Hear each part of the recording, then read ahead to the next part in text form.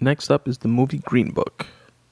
I like watching, and I try to make it a point of watching all the movies that are up for like Oscars and Golden Globes for like movie of the year. I like watching each of them.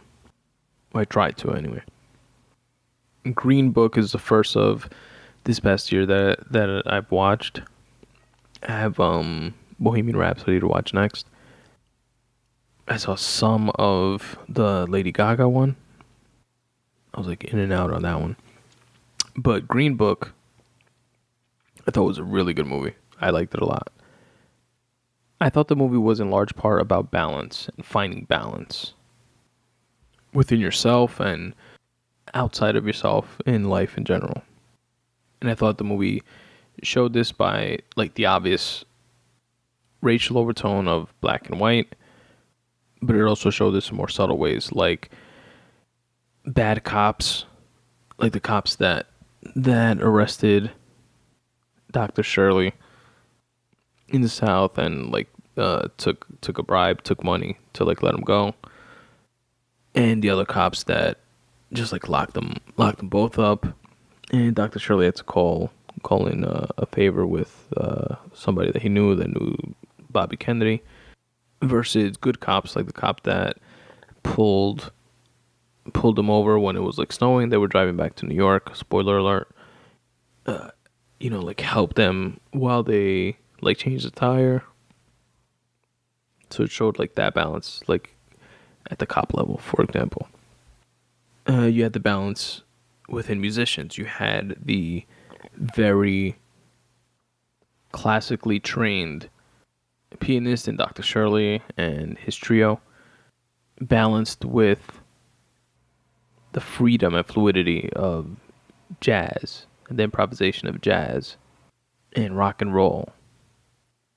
The two protagonists balanced each other very well, one being black, one being white. Dr. Shirley went from being an uptight individual that, wouldn't eat with his hands. He performed on only a specific piano and didn't know any like popular music or who the artists were. And then at the end wound up eating chicken and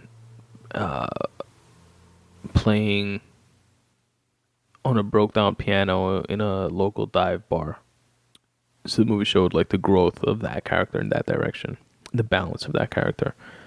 Conversely, you had Frank the Lip, which was his driver. He went from being a streetwise individual, slightly racist, to accepting the doc for who he was and being like in awe of him. Wound up not agreeing with racism the way he did before. He was far more accepting and wound up welcoming the doc and inviting the doc to his house. And one of his family members said a derogatory remark about the doc, and he told him not to say that. He also worked on his vocabulary and his communication, and they learned from each other in that way, from just being around each other, bonding with each other, being forced to be with each other because they were on this long road trip where Dr. Shirley was going through the Jim Crow South to play his music. And in his way, through his art, through his talent, through the way he knew how, tried to show that someone that was black can be as pristine and excellent at this craft and do it better than most, in hopes of trying to mend some of the divisions within the Jim Crow South. It's a very dope story based on a true story.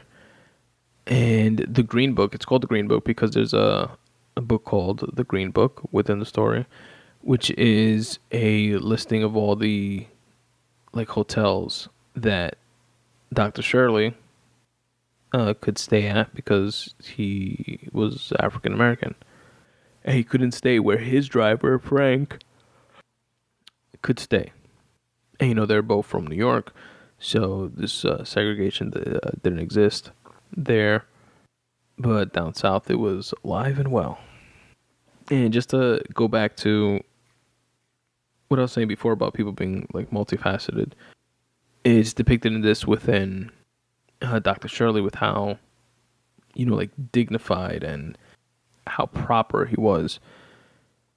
But he did offbeat shit, like get pissy ass drunk and then walk into a bar and pick a fight and wind up getting fucked up.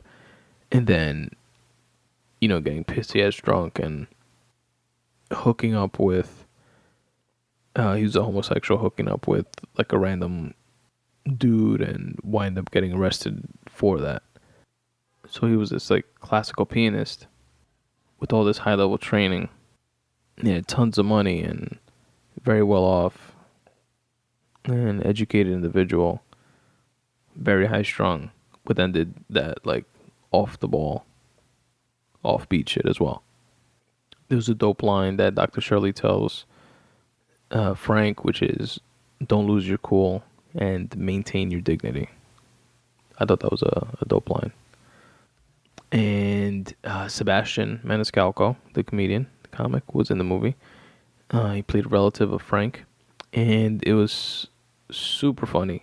There was a pawn shop guy, a guy that owned a pawn shop, that Frank pawned his watch at to for some money to pay rent and stuff like that, because he wasn't doing like too well financially, but he was like a respected guy in the neighborhood in terms of being like a rough and tough guy, which is why he winds up taking the job to be Dr. Shirley's driver, because it paid well, and even though he was going to be away from his family, he was going to make enough money to like support them for some time.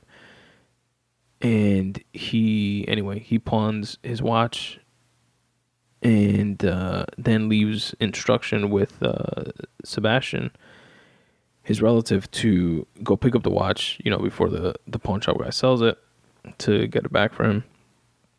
He sent him some money, once he made the money and whatever. So long story short, Frank comes back home on Christmas, and he's like in the middle of the family's like in the middle of Christmas dinner, and it was hilarious. The pawn shop guy shows up to the dinner, and Sebastian gets to the door, and he tells him, "You showed up? You actually came? I was kidding. And you brought your wife too?"